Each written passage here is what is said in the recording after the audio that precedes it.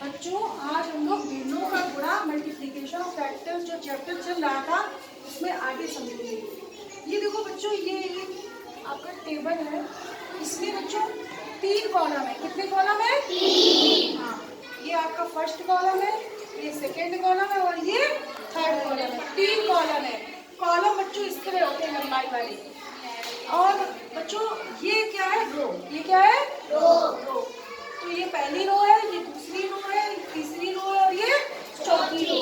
तो 4 रो है और 3 कॉलम है। अब बच्चों ये देखो, ये जैसे ये बोर्ड है, तो ये इस बोर्ड को मान लो हम हिस्से में बांट दें और कह दें कि ये हिस्सा कक्षा 3 का है, ये हिस्सा कक्षा 4 का और इधर वाला कक्षा 5 का है। तो ऐसे ही मतलब एक कोई कक्षा के बच्चों को हिस्से में मतलब बांट दिया गया था कि मतलब तुम्हें ये काम इस तरीके करना है सूचना पट पर। तो कक्षा 3 के बच्चों देखो, ये पूरा टेबल है, ये क्योंकि 3 हिस्से में बटा है, तो कक्षा 3 को इस पूरे टेबल का कितना हिस्सा मिला है? 1/3। कितना हिस्सा मिला है? 1/3। तो कक्षा 3 को इस पूरे का 1/3 मिला है। क्यों? ये पूरा क्या है? एक उसका तीसरा हिस्सा। 1 2 3 तीसरा हिस्सा ये देखो पूरा किसको मिला है? कक्षा 3 को। और ये वैसे कक्षा 4 को भी एक हिस्सा मिला और कक्षा 5 को। सभी को एक एक हिस्सा दिया गया है बोर्ड का। 3 हिस्से में बांटा गया है कक्षा बोर्ड को।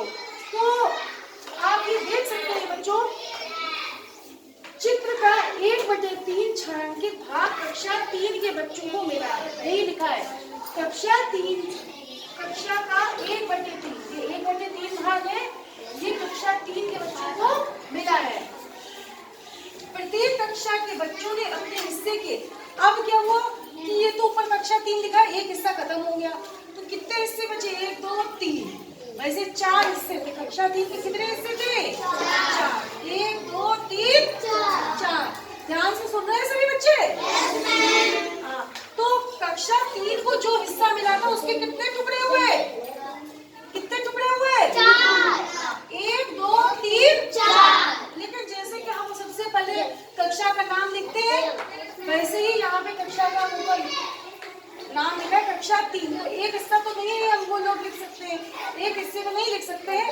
1 2 3 कक्षा, तो 3 हिस्से में लिखा जा सकता है। तो कार्यों, ये देखो प्रत्येक कक्षा के बच्चों ने अपने हिस्से के 1/4 भाग में दिन भर के कार्यों का विवरण लिखा। तो बच्चों क्योंकि ये हिस्सा क्या हुआ? 1/4। क्यों? ये पूरा इनके लिए काम करने के लिए पूरा 1 है और ये 4 हिस्सों बटा, तो एक हिस्सा क्या हुआ? 1/4। तो हर बच्चे को 1/4 हिस्सा मिला है काम करने के लिए। कक्षा 3 के बच्चों द्वारा सूचना पट के किस भाग का उपयोग किया गया?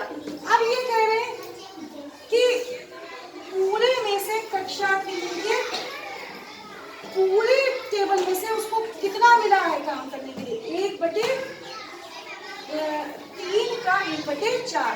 क्योंकि देखो पूरा जो सूचना पट था वो कितने हिस्सों में बटा था? 4 नहीं 3। कितने हिस्सों में बटा था? 3। और फिर एक बच्चे को उसका 1/4 मिला। तो कक्षा 3 के बच्चों का सूचना पट में अब ये हिस्सा क्या हुआ? मान लो ये एक हिस्सा ये मिला है बच्चे को, ये या कह लो ये, तो ये हिस्सा क्या है? 1/3 का 1/4। क्योंकि इनका हिस्सा ये 1/3 है और उसका भी ये 1/4 है। तो एक बच्चे को कितना हिस्सा मिला बोर्ड का? 1/3 का 1/4। क्या मिला एक बच्चे को काम करने के लिए? 1/3 का 1/4। हाँ, क्योंकि ये पूरा हिस्सा 1/3 है, पर उसमें भी 1/3 का 1/4। मतलब ये जो हिस्सा है ये एक्चुअली क्या है बच्चों? 1/3 का 1/4 है। मतलब 1/3 ये हिस्सा पूरा 1/3, ये हिस्सा 1/3, ये हिस्सा 1/3। अब 1/3 को भी बांट दिया गया 4 हिस्से में, तो ये एक हिस्सा है 1/3 का 1/4। तो 1/3 का 1/4 का मतलब क्या है? 1/3 का की जगह मतलब गुणा का चिन्ह बनाएंगे बराबर, और ये आपका 1/4 है। तो 1 बन जा 1 into 1 और 3 into 4। तो देखो 1 1 जा क्या हुआ 1 और 3 4 जा 12। देखो बच्चों जो ऊपर वाले नंबर होते हैं उनका गुणा कर देते हैं, जो ऊपर वाले हैं उनका और नीचे का गुणा। तो 1 1 जा 1 और 3 4 जा 3 4 जा 3 चौके 12 होता है वही।